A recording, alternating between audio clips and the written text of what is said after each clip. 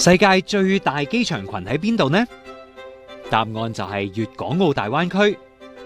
56000平方公里範圍入面，機場群包括7座民航機場、13條跑道，航線遍及全球200幾個城市。2024年旅客超過2億人次。作為國際航空樞紐，香港不斷強化同大灣區機場合作，以善用資源，發揮優勢互補。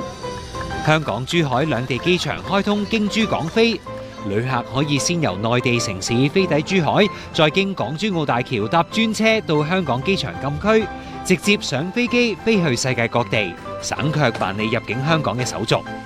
跨境電商就可以將進口商品存放喺香港機場嘅物流中心，內地客戶落單之後，經港珠澳大橋轉運到珠海機場，再發往各地。由香港往來華東嘅物流較傳統方式快1日以上。大灣區正係快速發展，到2035年將會擁有17條跑道，客運同貨運量有望倍增。香港物流需要善用灣區機遇，增強良性互動，推動長遠發展。融入國家發展，鞏固國際優勢，團結香港，聯通世界。